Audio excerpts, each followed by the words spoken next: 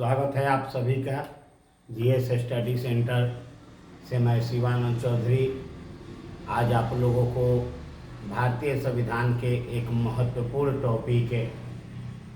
आज हम fundamental duties के बारे में बताएंगे। फंडामेंटल ड्यूटी, इसे हिंदी में मौलिक कर्तव्य कहा जाता है। हम लोग भाग 3 में मौलिक अधिकार देखें। भाग 3 में मौलिक अधिकार,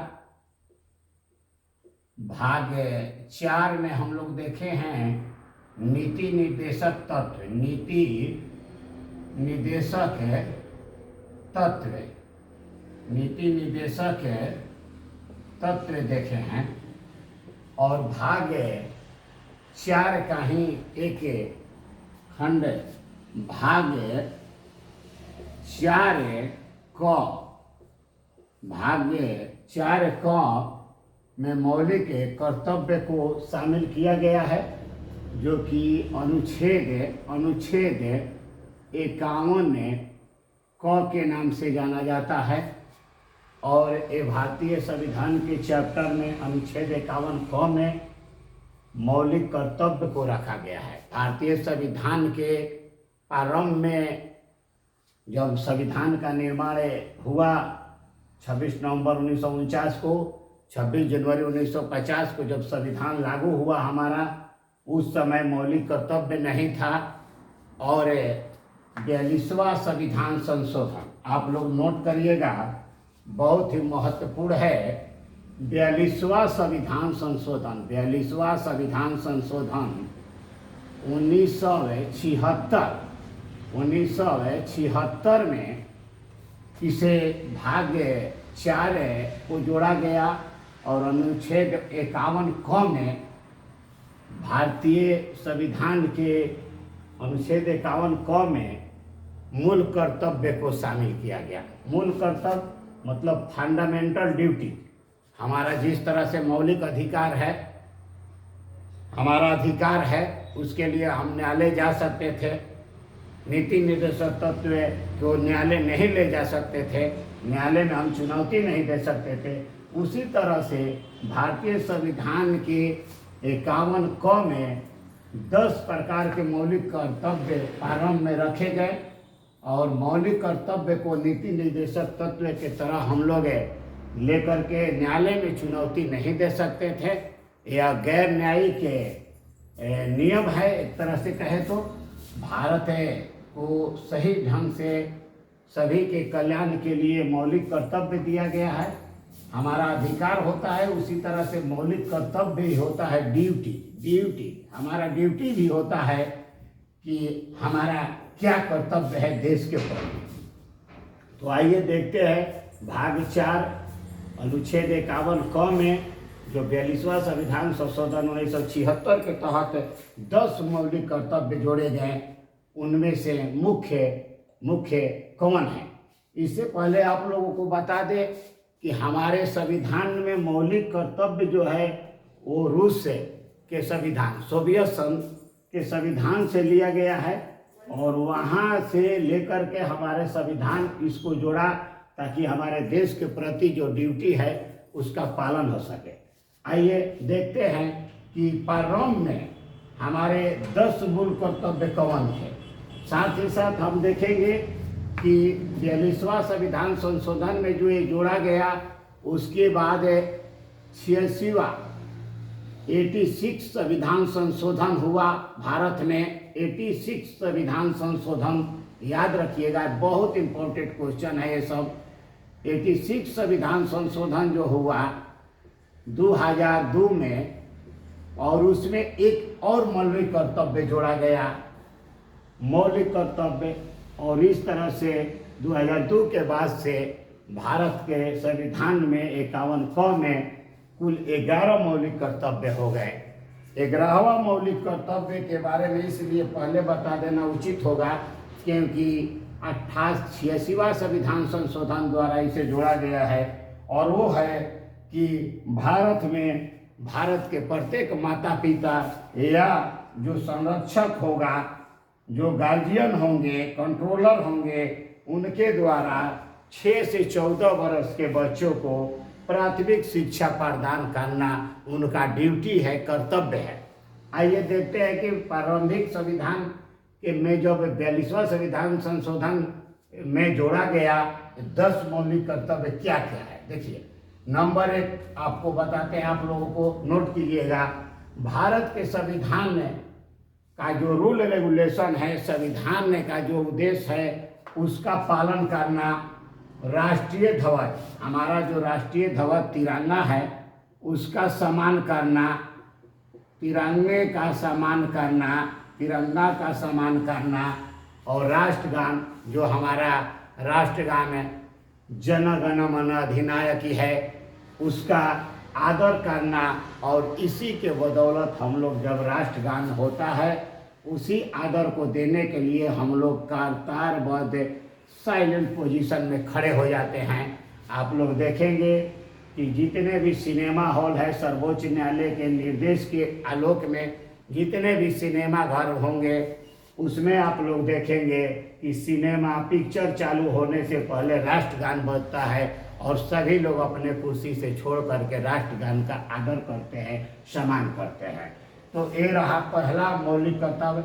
आइए दूसरा मौलिक कर्तव्य देखें। हमारा स्वतंत्रता के लिए जितने भी राष्ट्रीय आंदोलन हुए, चाहे 1857 की क्रांति, चाहे जितने भी आप लोग देखेंगे 1942 का आंदोलन हो, हैं आप लोग सभी आंदोलन के जितने भी प्रेरित उच्च आदर्श वाले जो कि हमारे देश के स्वतंत्रता के लिए मूल्य साबित हुए, उन आदर्शों का जो है हम लोग पालन करें अपने देश के प्रति। आज भी जब हम स्वतंत्र हो गए हैं भले ही, लेकिन उस राष्ट्रीय आंदोलन के उच्च आदर्शों को हम लोग अपनाए, पालन करें अपने देश के प्रति।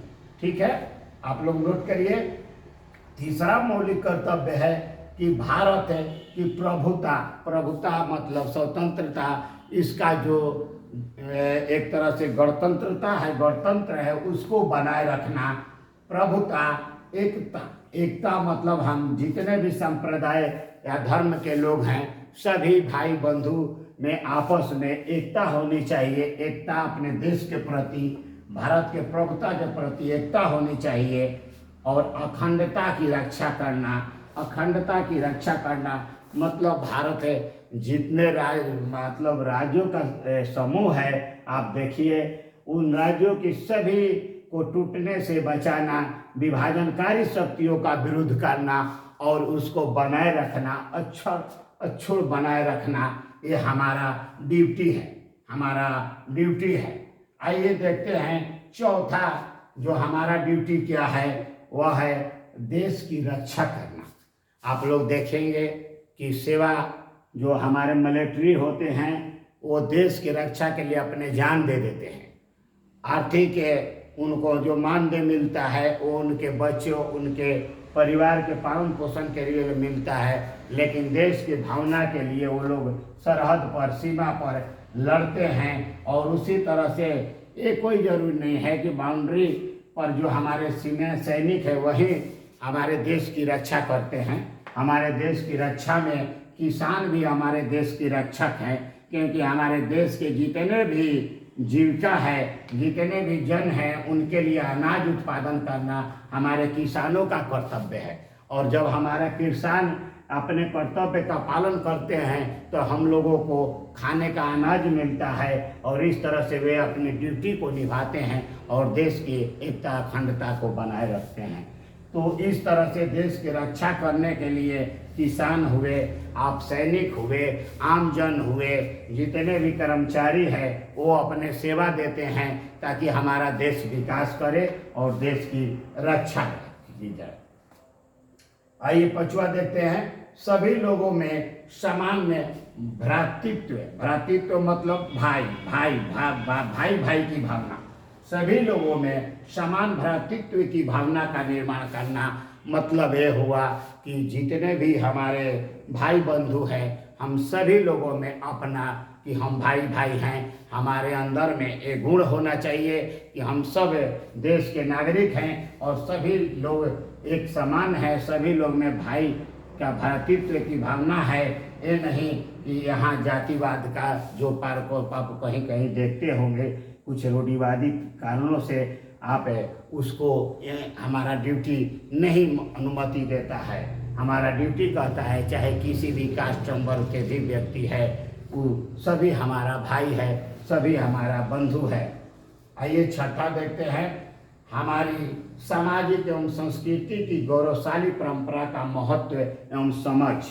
कह रहा है कि भारत है एक गणतांत्रिक देश है और हमारे इस गणतांत्रिक देश का एक सांस्कृतिक है, सामाजिक सांस्कृतिक है, और इसकी जो परंपरा है गौरवशाली इतिहास रहा है कि हमारे यहाँ जितने भी राजा हुए, चाहे जितने भी बड़े बड़े सामाजिक कार्यकर्ता हुए, उन लोगों के गौरवशाली परंपरा जो है कि समाज की सेवा होनी चाहिए, छुआछूत कुरीतियों को दूर करने के लिए जो सामाजिक लोग आते हैं उनकी परंपरा को बनाए रखना, वो हमारी समझ होना कि समाज का विकास से ही देश का विकास होता है, ये भावना आनी चाहिए। इसके अलावा सतवा देखिए आप लोग, पर्यावरण की रक्षा करना और संवर्धन करना। हमारे देश में जैसा कि कहा गया है कि यदि 33% मिनिमम 33% जो है इतना हमारे वन होनी चाहिए, तब जा कर के हमारे देश का जलवायु वातावरण स्वच्छ रहेगा। अभी हम लोग 33 तो नहीं है, 23 के आसपास है। 23% वन कुल मिलाकर के है लगभग।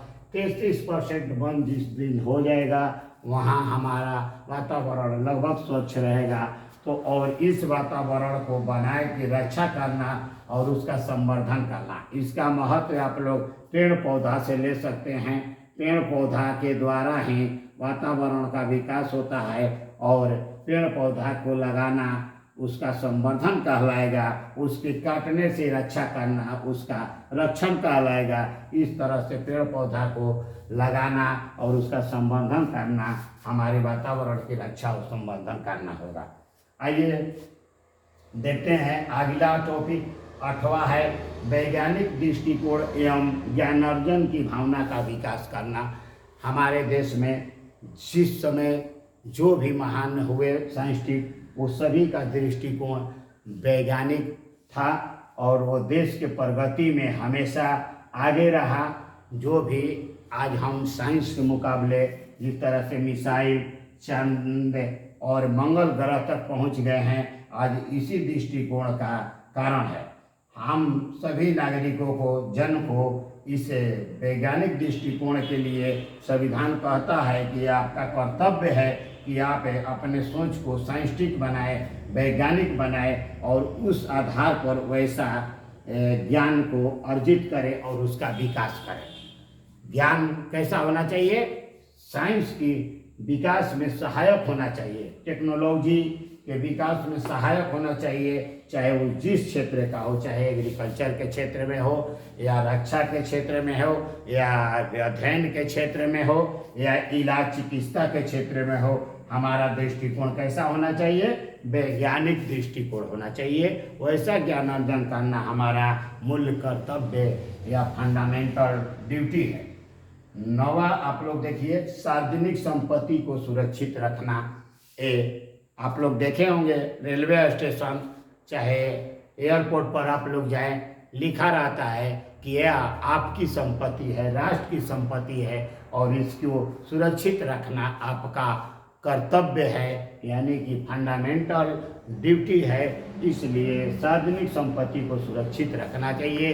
इसीलिए कोई भी आंदोलन हो या हमारा जो भी अपनी मांग हो उसको शांतिपूर्ण रखना चाहिए और उसमें तोड़ फोड़ और क्षति करना एक कहीं नहीं आता है, क्योंकि राष्ट्र की संपत्ति हमारी संपत्ति है और हम जब राष्ट्र की संपत्ति को क्षति करते हैं तो समझिए अपनी हानि को करते हैं, अपने क्षति को करते हैं। इसलिए सार्वजनिक संपत्ति को सुरक्षित रखना हमारा ड्यूटी है।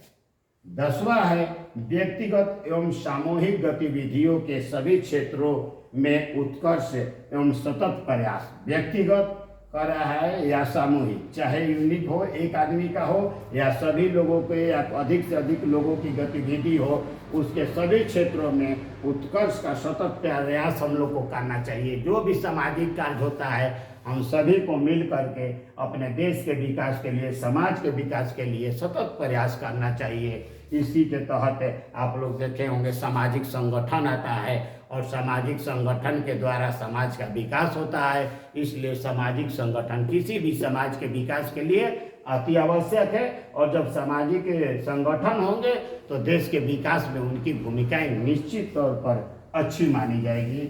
आइए 10वां हो गया। 11वां हम बता रहे हैं जो कि 86वां संविधान संशोधन 2002 के द्वारा जोड़ा गया है और यह मुख्य तौर पर आप देखे होंगे कि इसे को हम लोग 2002 में लाया गया इसलिए कि भारत में शिक्षा की व्यवस्था जो है बहुत उस समय 2002 के समय तक बहुत कमज़ोर था। साक्षरता दर खासकर से हमारे बिहार जैसे राज्यों में मात्र 35 से 36% साक्षरता दर लगभग था। आज हमारा साक्षरता दर लगभग 65 से 73 के पास आ गया है।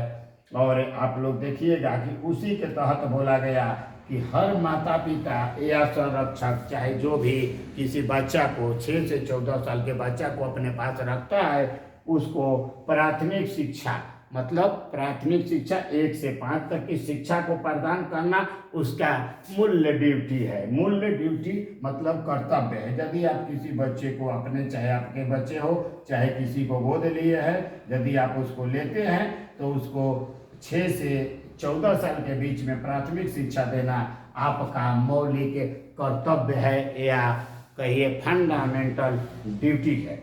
दोस्तों आप लोग देखें इस तरह से कि हमने टोटल 11 मौलिक कर्तव्य के बारे में विस्तार से बताया। आप लोग इसे नोट करेंगे और इसमें से जो भी मोस्ट इम्पोर्टेंट क्वेश्चन आएगा वो आप लोगों के लिए बहुत ही महत्वपूर्ण होगा। खासकर से 11वां जो देखे होंगे, मैं बच्चों को प्राथमिक शिक्षा देना यह मौलिक कर्तव्य है। आप देखे होंगे नीति निर्देशक तत्व में भी शामिल है, मौलिक अधिकार में भी संशोधन के द्वारा शामिल किया। बहुत इंपॉर्टेंट क्वेश्चन है। उसके बाद आप लोग याद रखेंगे 86वां संविधान संशोधन 2002 के द्वारा जो कि 11वां को जोड़ा गया। आप लोग याद रखेंगे 42वां संविधान संशोधन 1976 के द्वारा जो कि टोटल 10 मौलिक कर्तव्य को जोड़ा गया। भाग 5 क के आप अनुच्छेद 51 क में इन सभी प्रश्नों को आप लोग रखेंगे और खासकर से मुख्य परीक्षा में भी मौलिक कर्तव्य आ सकता है, लेकिन प्रारंभिक परीक्षा में इसमें के टॉपिकों को आप लोग ध्यान से रखेंगे, याद करेंगे और उसको नोट कर लेंगे।